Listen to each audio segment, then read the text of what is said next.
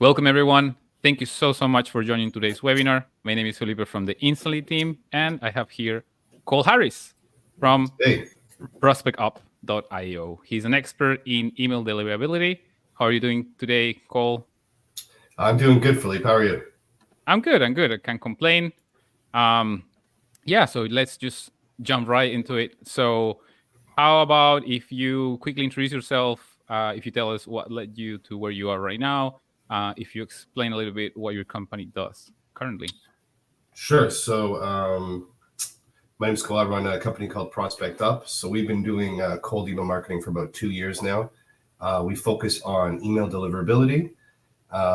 Essentially, we do email deliverability, we do email infrastructure setup, and we do cold email campaign management. So essentially, if anyone out there is struggling with how they set up a cold email campaign, how they set up the infrastructure, setting up domains, setting up email addresses, DMARC, DNS, etc., as well as creating that campaign, which would be included setting up your scripts, setting up your contact list you're going to reach out to. And then if you have any problems with, let's say, getting it out of spam or having your emails go to spam, we kind of handle that entire breadbasket for you. That's kind of what we do. Obviously, we use Instantly a lot with a lot of our clients, which is why I'm happy to chat with you, Philippe, to talk to you a bit about your platform.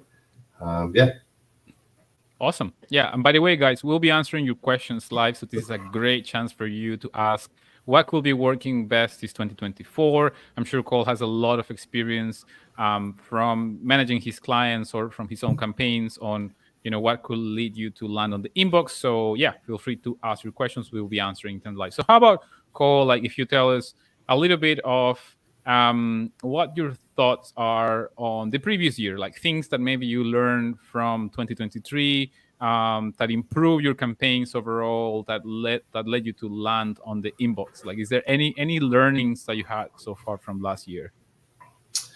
Yeah, I think the biggest one, obviously, and I'm sure it's a big topic for everyone out there, would be the changes that Google is making, which has really had a shift in focus, I think, from people.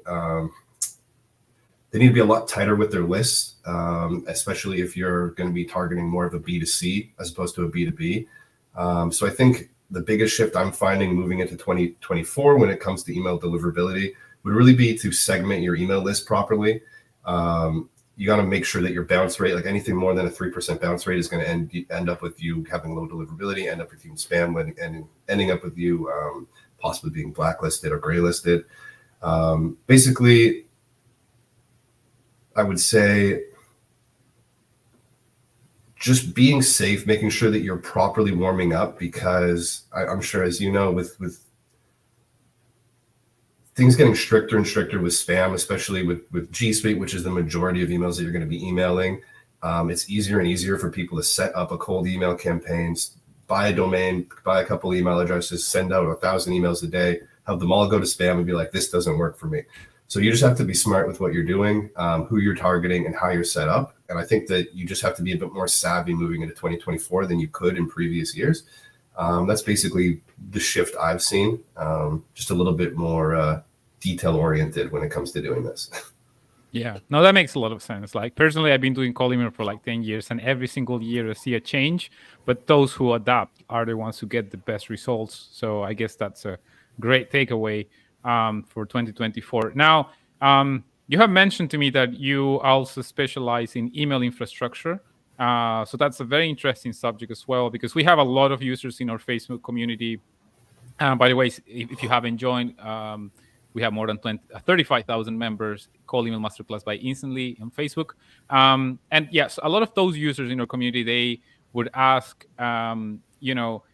how can I set up my own email servers? Now, that's not something that we strictly recommend at Instantly. In fact, like there is no provider that we actually recommend. We are very neutral about this. We always tell people like diversify, basically put your eggs in different baskets, like get a few like email accounts or Google accounts, a few Outlook accounts. If you want to explore the private server route, do it at your own risk, because that's like a really big world to explore. So let's say that I'm just completely new about this, like what would be your recommendations if I was like a brand new client reaching out to you, and I will be like, look, I don't know anything about private servers. What would be your top recommendations, like things to do, things not to do? Yeah, 100%. So if you were brand new, completely starting this, I would actually go the route that you recommend, which would be more, would instantly recommend, which would be more of a Google Gmail route. It's a lot easier to just buy a couple domains, create one G Suite, and create some email addresses for that. The same with Outlook, like you said, to kind of mix it up. But at a certain point, if you are scaling, how much are you paying for each Gmail account? $7 USD. If you're trying to send, let's say you want to have 50 plus email accounts that are sending 50 emails each per day. Well, I mean, it's not mathing when you want to do giant campaigns. So at that point, when you really want to start expanding and sending tens of thousands of email a day and not spending 500 USD a month on email accounts, that's when you do have to get into this private server space. So there's a ton of places you can buy private servers. Contabo is one I've used before, Bluehost. There's really no shortage of places where you can purchase a cheap private server if you need to do it. The difficulty is obviously configuring it, but the benefits that you see from it is you're able to create unlimited cPanel email addresses. And then when you have these domains properly warmed up and connected to your server, and when I say properly warmed up, I mean you have a very strong reputation, then you're not limited to the 50 emails per day per email address that you would be using a Gmail. So for example, let's say that I created a new domain, I'm warming it up for 2 to 3 months. The reputation is really strong. I have an email address I've been warming up for a while. I could maybe send 1,000 a day with that one email address. So now I'm able to, and then that email address was free for me to purchase because it's a cPanel email address. So when you're creating these really big campaigns, a lot of my clients come to me when they want to send, let's say 250,000 emails a month. These are massive infrastructures that we're setting up. So that's when I get into more of these private servers. What we do is we purchase, private IP addresses for them as well. So you're not using, let's say, a rotating IP address like you would with some of these SMTP relays that you might get into. You get your own private IP address. There's just a lot of benefits to it, but obviously it does come with the downside. There is a much longer warming up period. You're not as safe as you would be with the Google. So obviously your DNS records need to be like on top. You need to be strong with what you're sending out.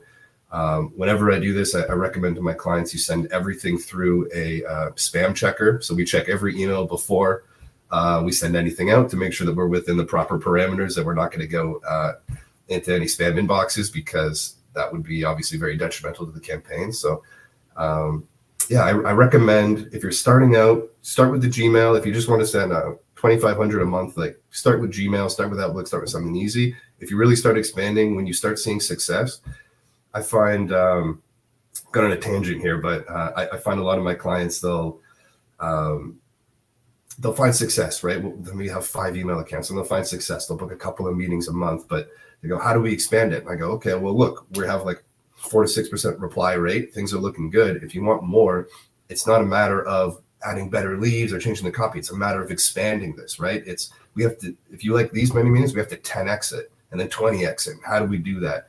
So we always lead from this conversation of having 5 Gmail accounts, 10 Gmail accounts, to eventually 50. And then that's when we get into, okay, we need a private infrastructure here so we can start like getting serious about this. And when we do that, that's when people start seeing 20, 40 meetings in their emails, in their inbox, like a week, right? So. Wow. No, that's fantastic. And yeah, I agree with you. I feel like, like one has to combine these two things, like, scaling your sending capabilities, but at the same time, like niche down, take care of personalization with AI, though basically work on those 1% increases in terms of performance. And it's not just like scaling, like sending volume like crazy. It's just also keeping that balance with quality as well. But yeah, I feel like if you take care of those two, like you can get great results. What would be like your recommendation then to start exploring into private servers? Do you think there will be like a minimum volume that you will recommend, like maybe like 100,000 emails a month? Like what would be like a number that you would recommend to people to consider before like exploring to this? Yeah, I usually say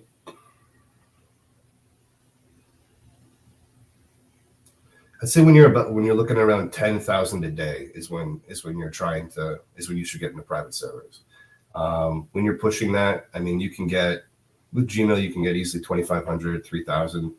I mean, it also depends on your budget, right? Like if you have no problem paying 500 a month on Gmail, that's totally okay. With private server, you're paying like 15. So I mean, there's some good ways if you're like a SMB company, it might be beneficial to you. But yeah, I'd say when you're pushing about 5,000 to 10,000 plus like daily, that's when you should start looking at a private server. Yeah. Oh, that's very interesting. And do you feel so? With there are 4 pillars that we recommend here instantly, all the time. You know, we always tell people like make sure to always keep an eye on these 4 pillars that we feel like they are the base for cold email, which are a good technical setup, a good offer, a good copy, and a good database. Right? If you nail those 4, you should have good results. Do you feel like that should still be taken care of when you are using private email servers? Absolutely. It's the same process as any other infrastructural setup, right? So, and one of your pillars right there is having your strong infrastructure. So it's the exact same process. This isn't having a private server, it's not a recipe for like spam or anything like that. You still need a very strong customer list. You still need a very good copy. And obviously you need to make sure the infrastructure sure works. So whether you're doing a private server or you're doing how like Gmail or Outlook or whatever, it's the same process. We're emailing people. We're staying GDPR compliant. We're staying CAN spam compliant. We're adding unsubscribes to messaging. We're introducing ourselves. We're saying how we found you. You know, we're following all the best practices that we normally are. It's just our back end is just set up a little bit more robustly for us, so we can maximize what we're doing. Yeah, that makes a lot of sense. And now, in terms of like those best practices for deliverability, so we did speak a little bit about infrastructure. What are some of those? What some of those ideas that maybe you're looking into exploring in 2024? Is there anything that you feel like, okay, like this is interesting? Could be maybe AI, could be like database. Is there anything that you think that people should look into 2024 to stand out with their cold email campaigns in terms of deliverability? Yeah, I mean, any ways to stand out in terms of deliverability? Mm-hmm.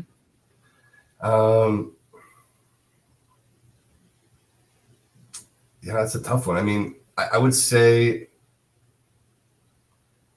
the biggest one I find from a lot of the conversations I have is maybe just a lack of patience with people who they heard about a cold email somewhere and they think, okay, let's do this. And then they don't realize like how they'll buy a domain, right? Or they'll buy an alias or subdomain and they'll think, okay, let me just start sending emails. And then, you know, they might burn their main domain and then they're reaching out to me and they say, oh, my emails are going to spam, right? So it's like, or they'll warm up on instantly for 5 days and then they'll start sending 200 emails and then they burn that as well. So I think just having the patience and kind of looking into it, because this does work. I'd say, yeah, going into 2024, I think cold email is a buzz right now. Everyone I talk to, it's either cold email or LinkedIn DMs. I don't think there's any other way to get leads these days, right? So everyone's trying to get into it. But I mean, obviously you need to either follow documentation like Instantly has or speak to an expert. But I'd say, yeah, any ways to stand out in terms of deliverability, just have patience, like warm it up. I know 3 weeks might sound like forever for your business, but like it's going to pay off. So just have your patience. Wait the 3 weeks to warm up your domains. Wait the 3 weeks to build your reputation, because it's going to pay off for you in the long run. Trust me. More emails will end up in inboxes and you will get more responses. Yeah, no, absolutely. Actually, I think that's a great point. Like maybe we can like go back to the basics a little bit and like talk about those big mistakes that people make that will affect their email deliverability. So you mentioned not warming up for long enough. So, you know, there is this debate where people will say 2 weeks is the minimum, and other people will say 3 weeks. What do you feel like is the best range for warm up? Yeah, so 2 to 4 weeks is the best range for warm up. I do 4 when I do more of like a private server infrastructure. With Gmail and Outlook, obviously it's a bit safer. I still caution on 3 weeks. That's my best practice. When I do something like that, I say 3 weeks. um, especially when you're ramping it up slowly. So I like, for instance, we're going to talk about instantly here. I love that the ramp up feature, right? So when I'm warming up, it's not just 50 a day right away. I'm sending like 1 and 2 and it's dripping, right?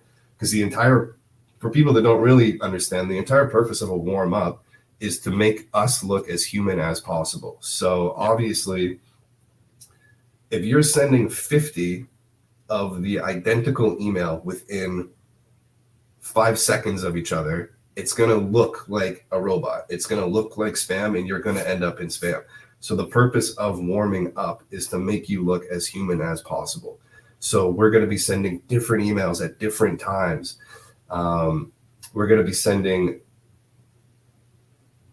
not 50 every day, maybe 3 today, 4 today, kind of exactly like a human would operate, which builds your reputation of being a human and not using a platform like that would be sending cold emails.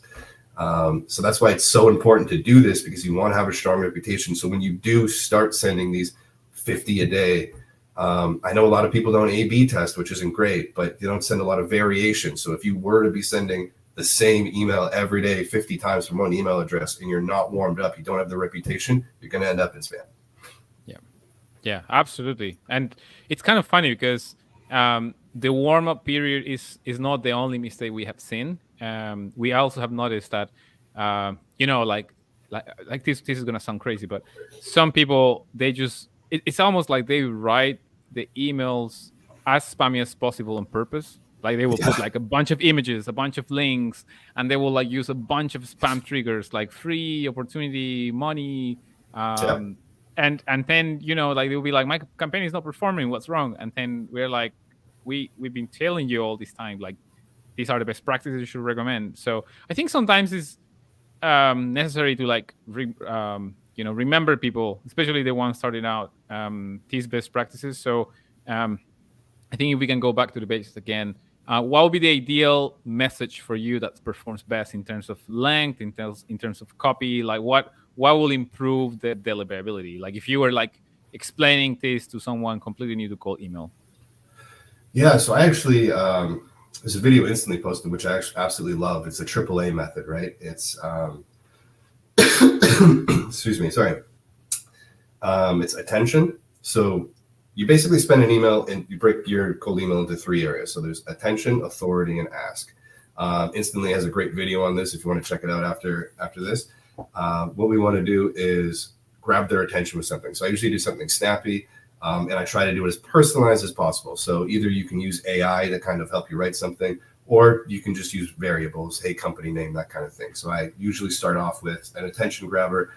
Let's be basic for this call. I see you're doing great things in the construction industry. I wanted to just say, hey, kudos, something like that. Just grab their attention. Then you want to do authority, something along the lines of, I've worked with X, Y, and Z. I've helped them increase their revenue by this, by doing this. This is my unique mechanism, is basically what you're trying to tell them about. You kind of want to include a little case study and improve your authority in there. And then I like to get into the ask. Now the ask, I mean, if we want to go like an Alex Ramosi way, I like to include some sort of value. So, hey, can I send you a free guide? Can I send you a quick catered video that I filmed specifically for you? Something like that. And then you just send a quick Loom video. But it could also be, hey, are you free this week for a quick meeting? So I like to segment all my emails into those 3. And then what I do is I do 4 follow-ups over about a 12-day period with 3-day breaks in between. Yeah, there's some other best practices that I do as well, which we can talk about, but I'd say that's pretty much my basic structure. I avoid words like free. I avoid any kind of big spam words. I avoid dollar figures as much as possible. Like I said at the beginning of the call, any sort of spam checker should be able to pull those for you. You want to try and be as personalized and as real as possible, I find. Yeah. And in terms of the signature, like I know this is like a bit of a like there is this debate in the community. Like some people, they do use signatures, some people don't, because it can impact the availability. What have you noticed that works for you? Like, do you include like a signature with links and images, or maybe you don't, because some people will say that it creates authority to, like, put your logo or the picture of the profile picture of someone, whoever is sending the email, in the signature, and also put the domain from the company so they can very easily see if the company is legit or not. But yeah, what do you usually follow, and how is that working for you? Yeah, I mix it up, honestly. Sometimes I just do thanks, Cole. I leave it at that, or I'll say thanks, Cole, sent from my iPhone. I want them to think I just kind of pull up, real, very real. Other times I have clients that they want the location of the company, they want everything. I try my best not to include links. I'll be honest. At least in the first 2 emails, I want to try and create a strong gateway, so I don't include links. So if I'm writing something, I would do instantly, and then I do brackets, DOT, like dot, and then like AI. So I try not to include links as much as possible in the first few. Signatures, it does, there's some value in it, I find, if you are the founder. Some people like the fact that a founder is reaching out to them. So saying, hey, Cole, founder, prospect up, or something like that. I don't think that you're losing much by not including a logo. I think if anything, it's hurting you more than anything. For me, I keep it simple on my signatures. I try and just kind of build that rapport. But it's not to say that you wouldn't find success reaching out directly as a founder, saying, hey, I'm a founder, one founder to another. This is who I am. Let's try and connect. I just say, be careful with including pictures, including links, because that could hinder your deliverability. Yeah, that makes a lot of sense. And what about what about the CTA, the call to action? So what sort of call to action do you use that you feel is performing best for you and your clients? Because we have seen like a little bit of everything. Like recently, we have heard from our most successful users that using a lead magnet basically 4x's your results. So like as of today, as of 2024, using a lead magnet like just gives crazy results. And on the other hand, like we have noticed, like sometimes we get users asking in our community, like, hey, can someone review my copy? Like I'm getting, problems to get results. And then when they put their copy, they literally put like a call to action where they ask for a call straight away with their calendar link. So they're asking like random people, like, hey, book a call here, which is like, I would say like the equivalent of socially just going out to the street and let's say you like a girl or a guy, and then you just ask them to marry them or like to commit into something, and they have barely met you. So I guess it's somewhat related psychologically. So that's why people probably don't respond. So yeah, what is your recommendation or the stuff that you're currently doing with your clients for call to actions? Yeah, I do a couple of things. So I'd say one that does work. So I have some clients where I work a lot with tech and SaaS, and sometimes it's their niche, and it's hard to find exactly the right person. So I find one that works pretty well is to say, who is the best person in your company to reach out to? Can you introduce me to someone at your company who would be the best person to speak to about this? I find that has a pretty good response rate. I find a lot of people just say, like, they'll just respond and they'll forward it off, or they'll CC somebody. I found success with that with some clients. I'd say the best one, and I did mention this earlier, would be just like the value ads. So saying something along the lines of, can I send you a free guide? Can I send you a free video? People, or we don't use free as we said, but can I send you a guide that I created for you? People want to see that, right? So if I'm cold emailing for myself, I say, can I send you a guide on cold email and how this can change your business? I'm not asking for a call. I'm not asking for 15 minutes of your time, super quick. I'm just saying, can I send you something? And if my email itself that I sent you was intriguing enough, I do get a lot of people say, yeah, please send over the guide. And after that, follow up a couple of days, hey, what do you think of the guide? Or they'll reach out to me afterwards and say, wow, I'm intrigued. Let's set up a chat. So it's a bit more of a softer sell. And you're providing value, right? Like at the end of the day, the way I look at it, like with your example of talking to someone on the street, I feel like it's knocking on your door, right? And it's like, I'm knocking on your door.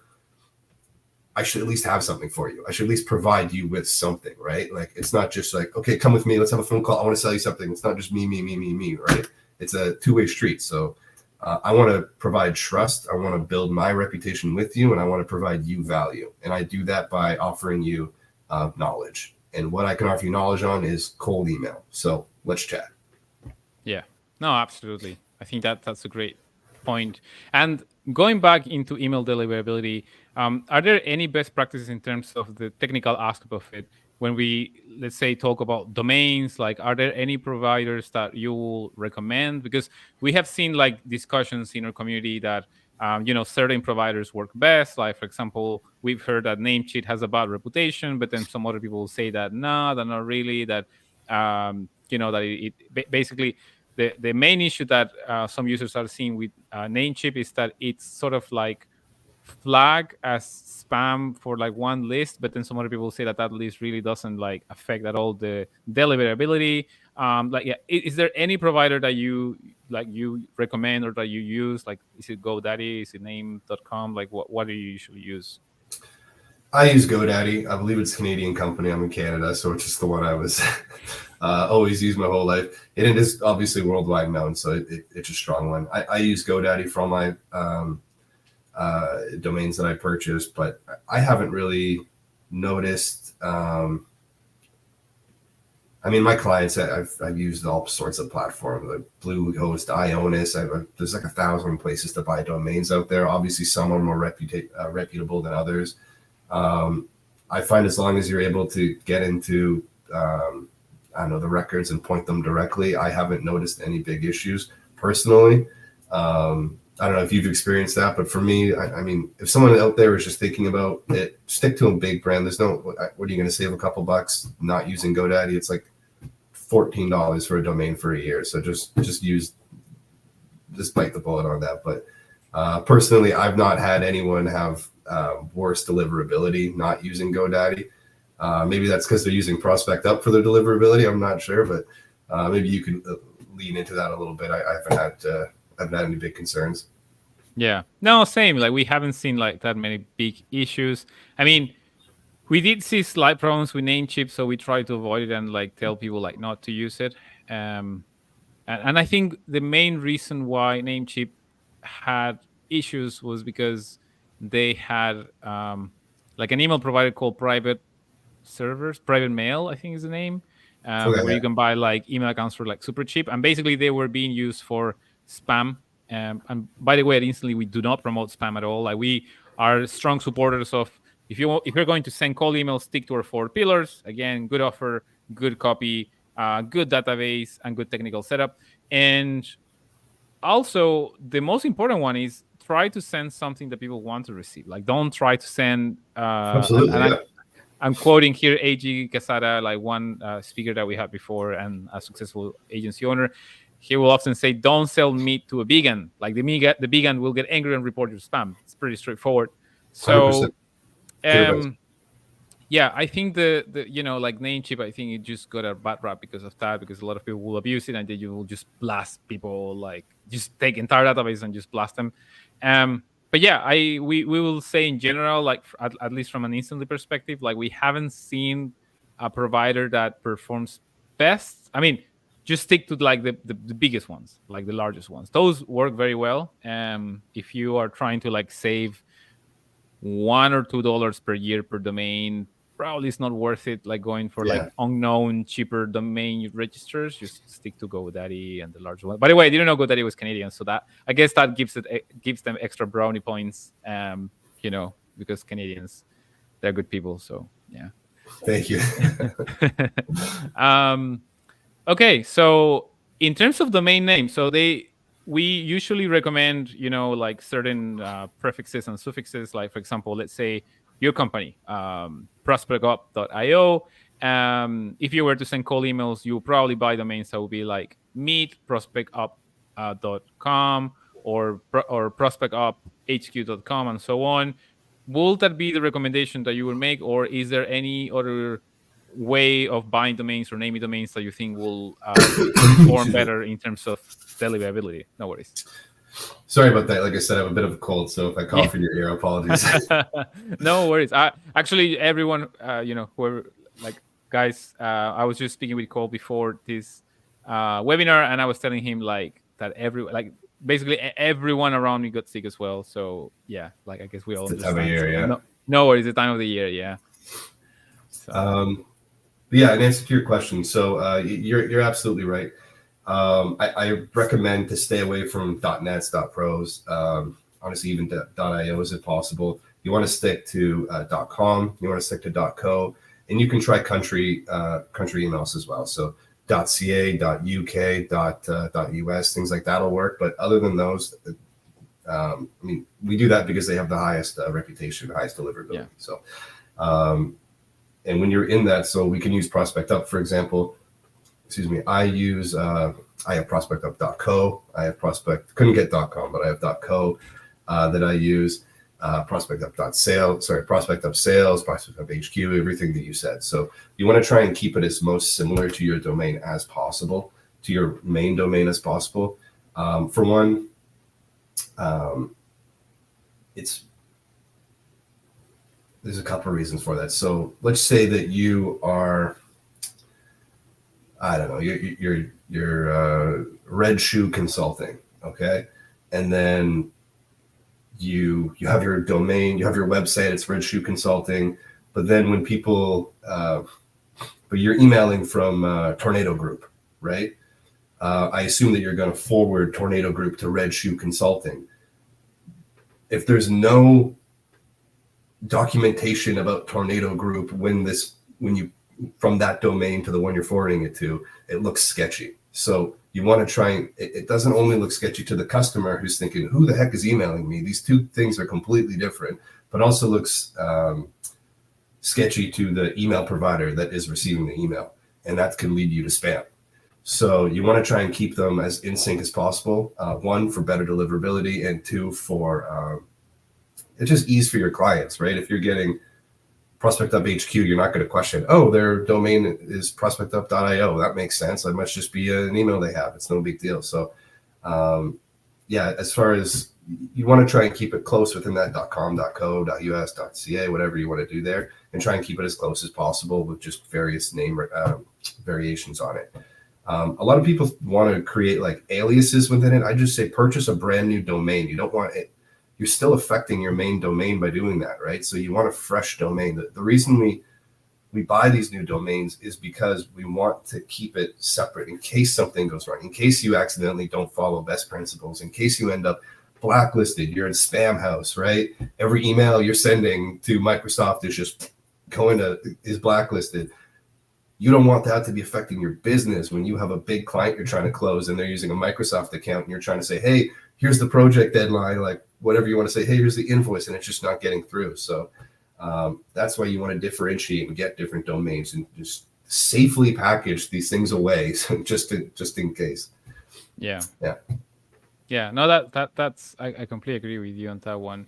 In fact, now that I remember, so one of the email pros out there, Eric Novoslavsky, he will often talk about how he feels like checking your domain reputation sometimes is a waste of time, because some people, they will get very obsessed with trying to get out of spam list. Like once, let's say, like one domain starts like being flagged into certain spam list, and let's say the deliverability or the reputation starts going down, and obviously the Warmup will help a lot with that.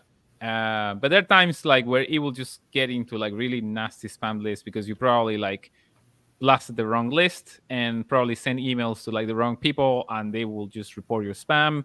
And he will often say like, don't even bother like start checking those domains with like tools. Like, I don't know, there are a bunch of tools, to check your domains.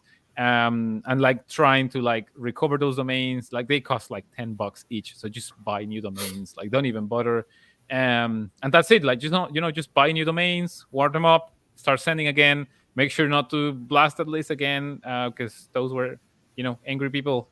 So yeah, I feel like, I mean, what are your thoughts on that? Like, I feel that's a good practice in a way because it's very time efficient, but some people, they will get very obsessed with like checking the reputation and deliverability of their domains. Yeah.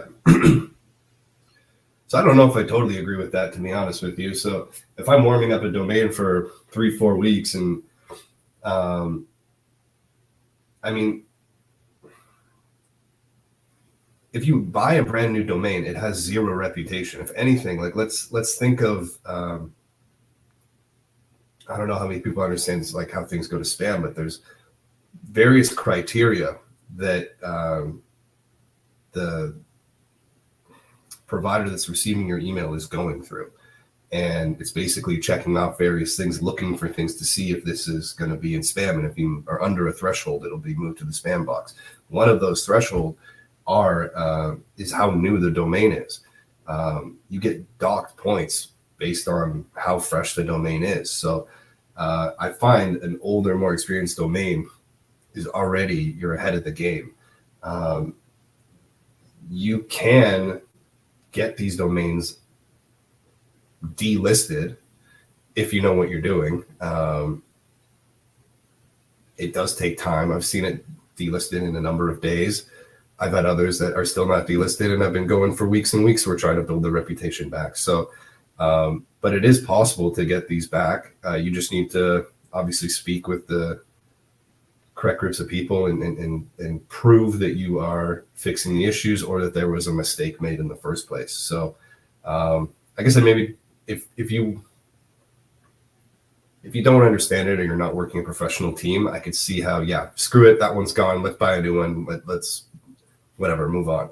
But if you have your own infrastructure, you have hundreds of the, maybe not hundreds, but if you have a giant infrastructure in place and you're building a reputation of this whole mega beast that you have, it's important to keep every cog in this engine afloat. And that's why you do need like someone to manage this for you and to get them out of trouble. So, yeah. And not too many words. I guess it depends where you are in your business with it, but yeah, I try to say them. So again, what are usually the steps to recover a domain? Like, so you will reach out. Okay, let's say you check the domain and you see that you are in like A, B, and C spam list. So you go to their website and then you will speak to them, to their support team, and then they'll guide you through the process. Yeah, I mean, it's more complicated than that. I think if anyone wants to learn more about that, they can definitely reach out to me after this. But essentially, yeah, let's say that if you were blacklisted, you can reach out directly to Spamhaus and or wherever it's going to be. I'm using Spamhaus as an example here. You can see why you're blacklisted. You can see what you did to get into trouble, and you can fix that issue.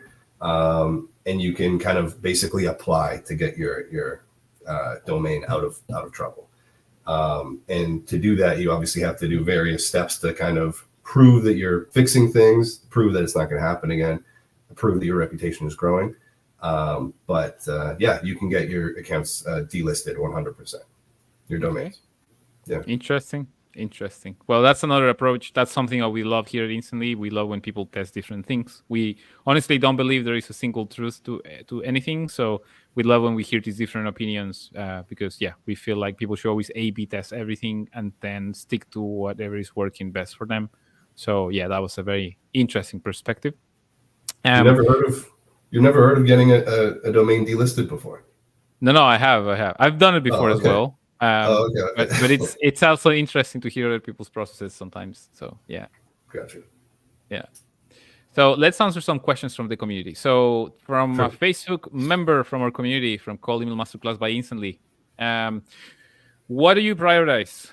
Follow-ups on existing leads or add new contacts to a sequence? How many follow-ups ideally work for you?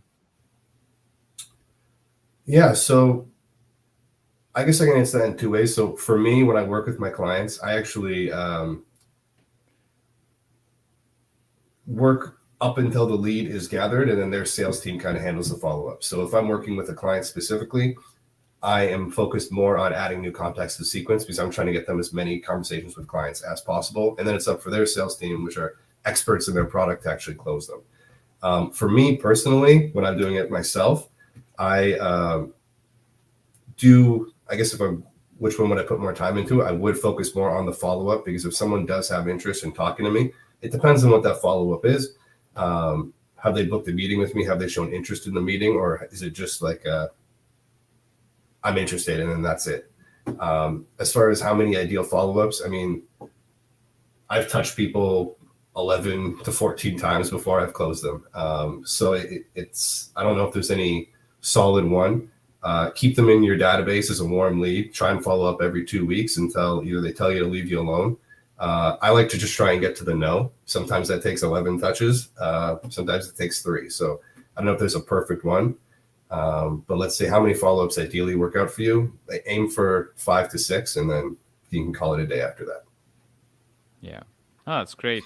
We actually analyzed 32 million emails that instantly, and we found out that basically the first email is usually the ones that performs best. Well, the first 3 is like 80% of the total replies that you'll get on a campaign, if not more. So basically, when we send campaigns here at Instantly, because we obviously like to practice what we preach, and we use Instantly to grow instantly as well. We send campaigns with our own tool. We try to stick to 3 emails per campaign, and then we cut it into. So basically, what we will do is we will space them out like 3 to 5 days every single email, and then wait a few months, and then again to the same people, and so on and so on. Because what we realize is that if you send more than that, you will start pissing them off, and they could report your spam. But at the same time, sometimes it's a matter of timing. If you are emailing people at the right time on their decision-making process, because some companies, let's say they have budget on January or February, or some others, maybe they are just hiring for a sales director or a marketing manager just on that specific month where you are emailing them. So, they will be interested because they'll be like, okay, we're hiring this new guy, and then we can get an agency or a software that can help us like fill the calendar with meetings. Awesome. This is great timing. So, we realize that sometimes trying different times during the year, it just works best. But that's obviously our personal experience. And and at the same time, we try to follow up a lot with people that say yes. I think that's a great best practice that you shared right there. We realize that until people say no, once they say I'm interested, often people think that, okay, once someone replies I'm interested or yes, let's meet, that's it, like the business is closed. But most of the time, you will need to follow up a lot on those people as well. And, we will add them into a subsequence or another campaign. And they will just, we will just follow up on them nonstop until they say no. So, yeah, because they say yes at first. So their fault. For sure. Yeah, no, that's a great one. So let's jump into the next question. Will we receive a good response rate if we send emails to generic email addresses like info@email.com instead of the owner? So what is your experience with generic email addresses? Yeah, I mean, from a logistical standpoint, they're going to still end up in inboxes. It's not like there's going to be a higher chance of them going to spam or not. Like, you're going to reach the same audience if you did Sarah@mail or info@mail. I think a good way for you to answer this question would be to flip it around. And let's say you received an email from info@. How do you feel from that? Do you feel personalized? Do you feel like, this person may have found me on LinkedIn, looked into me, researched me, looked into my industry, and they have something that they're interested in for me? Or do you think, wow, this might be spam? So I would say you're going to have a lower response rate because you're just not building that, let's use reputation again, right? Not in the deliverability sense, but you're just not building that trust, let's say, with them, with the client, right? If I'm getting something from info, I'm thinking this is bulk. I'm thinking maybe I'm BCC'd. I'm thinking this wasn't targeted to me. This is just going into junk. This is going into trash. So you want to try and have that, that personalization, right? That's why we use variables. That's why we use like AI personalization when we're building emails. That's why we use personal names. Hi, like signed Cole, sent from iPhone. You want to try and make it seem as real as possible. I don't think you're getting that from an info at email personally. So will you have a good response rate? I would say less. Yeah, yeah, that's an interesting point. What we've noticed is that um, usually, I'll say companies smaller than 50 people, you are very likely to get like basically have the business owner reading that email when you email the info at or whatever, because they basically have a forwarding rule to their personal email, because they want to be on top of their business. But after that, once the company scales, like they completely disconnect on that, and they just probably put like their CMO or the head of customer support to read those, on top of the team responding to those emails, right? But yeah, we also I just noticed that. Hmm? Yeah. I just realized I misread the email. Sorry, he's saying if we send to info at. I thought he said from an info at. Oh, Okay, okay. okay, okay. That's my mistake. Yeah, I think you were kind of taking that one away, Philippe, but you are right on that. Sending to an info at, you're going to be getting the EA, the business owner, potentially HR. I find it's best to kind of, if you're using a search tool such as Instantly's amazing lead finder, yeah, you can find the direct, the direct email for someone. I find that works better than the info, because the info box could be managed by various people. But you're right, with smaller companies, the CEO is probably managing the info at. But let's say statistically, you're more likely to get the owner if you just email them directly. You want to find the decision maker, and odds are the decision maker on what you're offering probably isn't monitoring the info at as much as they're monitoring their own email. That's Yeah. my response to that, Philippe. Sorry about that. No, it's all right. It's all right. It happens. But yeah, it was kind of interesting because it felt like the answer to, like, anyways, it felt like you were giving like the right answer to the question, or just a different perspective, Yeah. which is what we love here. Um, well, another thing that we find interesting when emailing generic email addresses, like especially support, if you email support at instantly.ai, most of support teams, they will have Zendesk or a ticketing solution, and they are forced to reply to those emails because every single ticket gets tracked. So every single ticket needs to get a response, right? So every email basically gets read by someone.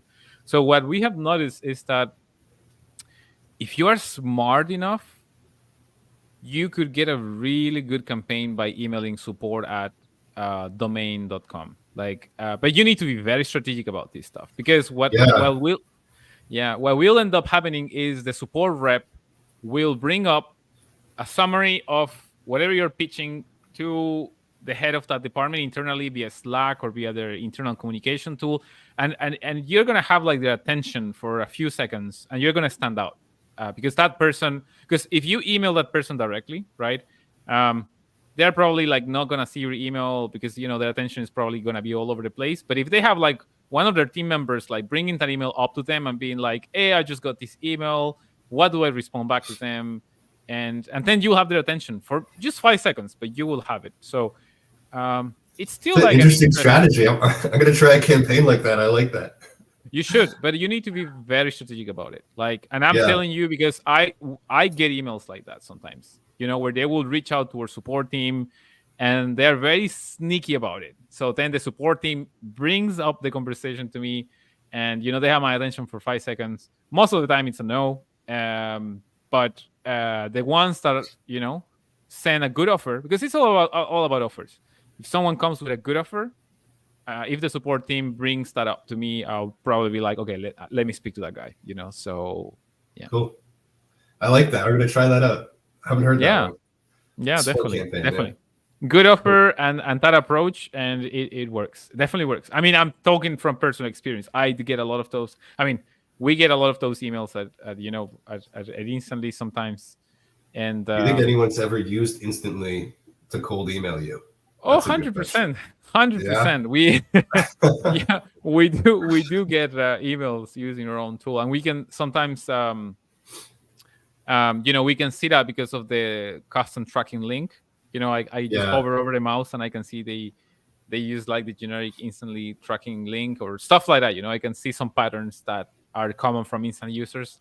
And I will reply back to them, and I will be like, "Hey, this is interesting," or maybe not. I'll be like, "I'm not interested," but kudos to you for using instantly. And yeah, like it happens. It's very funny when it happens. But yeah, it does happen. Yeah, that's So funny. yeah, it's funny that you asked. So next question from Jack John. When you do split testing, do you only change one aspect or change the whole script and subject line and call to action? Yeah, I mean,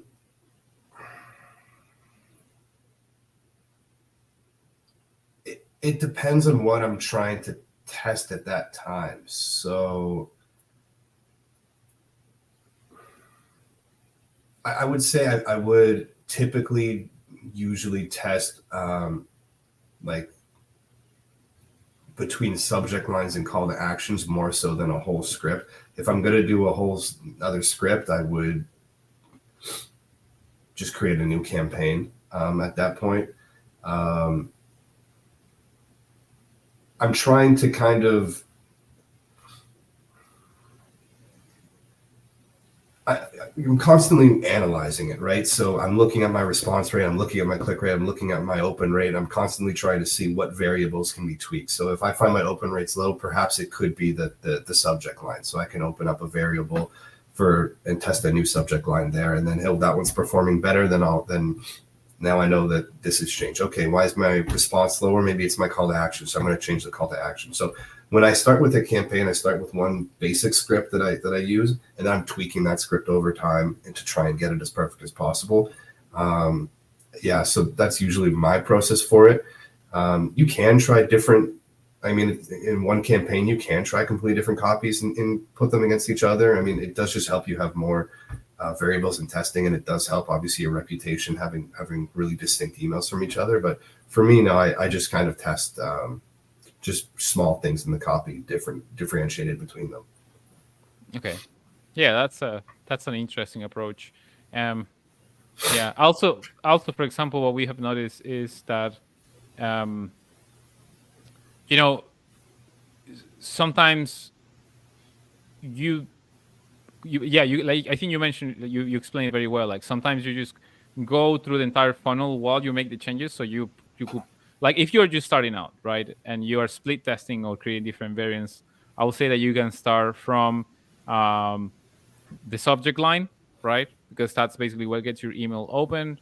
Then you go through the process that you previously explained on how you build your emails, like the attention grab, like how do you get the attention first. So once you get good open rates, right, once you're open, your subject line is optimized, you stick with the subject line that is working best, and then you're going to create A/B tests or variants based on the first line, right, like to see which ones are the ones that are getting most replies. And then if you feel like the replies are not ideal, then you will work on the next part of the funnel. Let's say once your replies are good, I mean, in terms of reply rates, but like the positive reply rates are not good enough, you will work in your call to action, right? So you will try different call to actions and so on.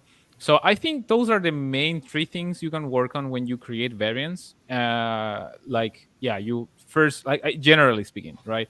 So first, like, try different subject lines, don't touch the rest, then try the first lines, the attention and maybe the authority as well.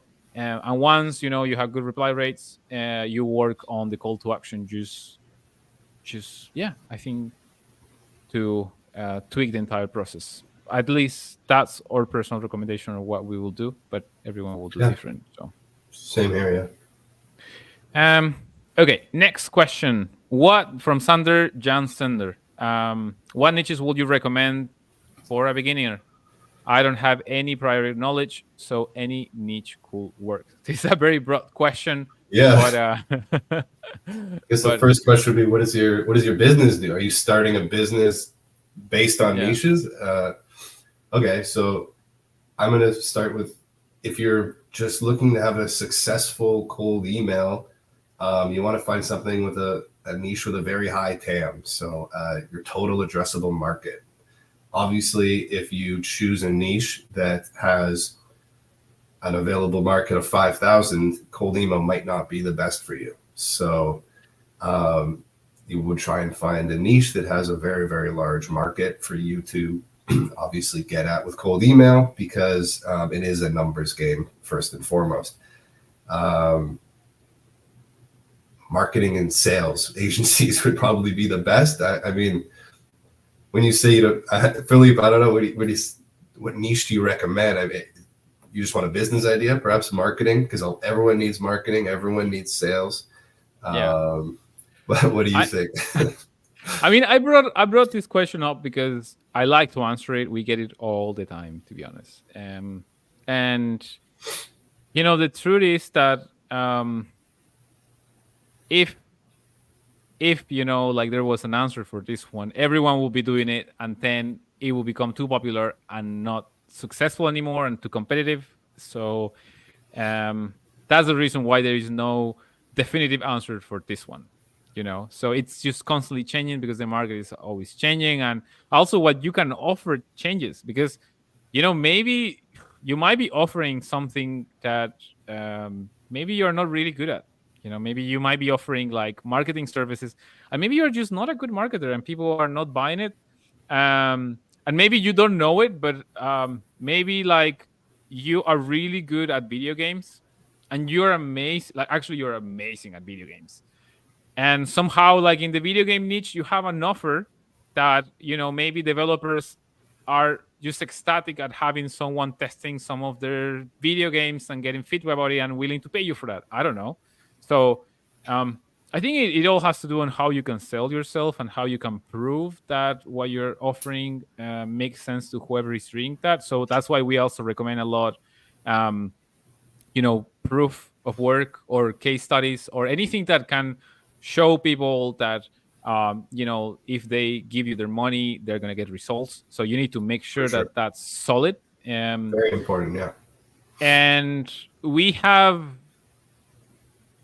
sort of like a methodology. So we always tell people, if you send 5,000 emails and you get no clients, you need to try another niche and send another 5,000 emails, and until you find that one niche. If from 5,000 emails you get no clients, just dump it, change everything you're doing, change the copy or change the offer, change the niche, but it's just not working out. So that's a metric that we felt like works most of the time. And obviously it's gonna depend on your total addressable market, as you just mentioned, because obviously if it's very small, you could, if you burn through, like, let's say your addressable market is 5,000 and you already went through that 5,000 and you didn't get a single client. Well, Yeah, you're you need toast. to Yes. change everything. So it will depend on a lot Yeah. on a lot of factors. But I would say, long story short, don't try to like um chase the golden goose. I will say, like, think of what can you offer that you can prove to others that you are an authority or that they can get results from you. I think that's a better way to start from. And start small, start from niches. Go for something very, very niche. Don't go too broad, because then it becomes harder to sell yourself. So yeah, I think that'll be my recommendation. Yeah. um 100%. let's see. From Daniel Ryan, is there an optimum word count for cold emails for email deliverability, especially for an e-commerce store? Well, I wouldn't say there's an optimal word count. No, some people say like 250 characters is the optimal one. I haven't. There's best practices out there. You can look this stuff up. That I've heard 250 before. I find if you run it through a spam checker and everything comes up good, I haven't found you're going to have terrible deliverability. I'm not saying send a giant paragraph, because the more words you're sending is just the more chance that you're going to end up causing more problems for yourself. And it's also, people just don't want to read an entire paragraph, right? You're cold emailing them. So I'd say, just from a overall strategy standpoint, you want to keep it short and sweet. You want to get to the point. You want to get that call to action in, because people are busy and they don't have a lot of time. But from a deliverability standpoint, as long as what you're saying isn't causing any spam triggers, I don't think that it's I don't think there's a specific word count that I found, or an optimum word count that I found was more successful. For an e-commerce store, it's an interesting one because it's a more of a B2C play. Which, are you using cold email for that? Maybe you want to. Maybe cold email is not the right thing. I'm not sure what your strategy is with that, but yeah, that would be kind of my answer for us. Let's say deliverability with optimum word count. Yeah, that's an interesting one. I think it will depend on a lot of factors, but because honestly, we have also noticed that some people, they do like emails that are not too long but not too short, meaning that you put enough info for them to see if you are actually reliable. Because when it's just too short, sometimes you're missing out on a few key things like, social proof and authority. And I think I in some industries, like for example, if you're emailing universities and the academia, like if you're selling something to university professors and university directors and stuff, they like those lengthy emails where you explain yourself very well. So it will really I've depend noticed on a that lot too. Yeah. yeah. So, But I find that's why we have the steps, right? I find you don't need to jam everything in email 1, because I've got email 2 coming, and I got email 3 coming, I have email 4 coming, so they're going to get to it. Yeah, it's true. That's very true. I think it's just tested. That's all we can say. Next question from Mr. Frederick Clifton. This is something that we previously discussed, but I guess we can cover it again. What are your thoughts on using Cloudflare? They seem to be great for domain registration and security purposes. I've actually not purchased domains from Cloudflare. I've used it for like domain management, just to kind of manage all my domains in one place. I find it an easy tool for that, just like kind of managing your domains. But I mean, I can do it all with GoDaddy. I haven't. Look, they are great.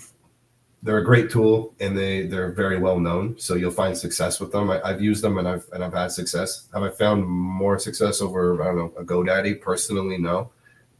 It's not a platform that I'm like, when I talk to clients, like, you have to set up a Cloudflare. So I'm not a huge proponent for them. Philippe, maybe you have more experience with them. I've only used them a handful of times. So yeah, same. They work fine. I mean, they are a very reputable company, so why not? We wouldn't say like they're the most reliable one. We still haven't found a provider that is like the domain registration provider, but they're definitely good. So yeah. Definitely something to include in the list. From Daniel Ryan, any specific call to actions that you use? Like still interested? Yeah. I mean, you mentioned before some lead magnets, but is there any other call to action that you would recommend to people? Yeah, I mean, like I mentioned, is there anyone else who'd be the best person to speak to? I mean, sometimes I'll give them a list to choose from. I'll say something like, are any of these options you? And I'll give them a list of like A, B, and C to choose from. And sometimes people just respond like A. And then I'm like, okay, great. That means they're interested. But no, like I think I mentioned earlier in this call, like call to actions that really seem to work is just providing value for someone. I don't say still interested. I don't really say, do you have 15 minutes this week? I just find that's played out. I mean, it's not unless you have a really strong email. I don't think people are really going to respond to that. So the call to action, just stick with something that's going to just provide value for your client. And just think about yourself on the other end. What would you want to see? Yeah, makes a lot of sense. And the last question from Paul Hopkins. Do you think adding GIFs or images as personalization might help? I mean, you can be fun with it. I have a client, they love doing jokes. So they set up a joke in the subject line, and then the first line of the email is the punchline to the joke. And they think that works. And honestly, the response rate is pretty good. So anything that can kind of make you stand out, make you seem more interesting, make you seem more real. I think adding a funny GIF, it might work. adding a funny image for personalization.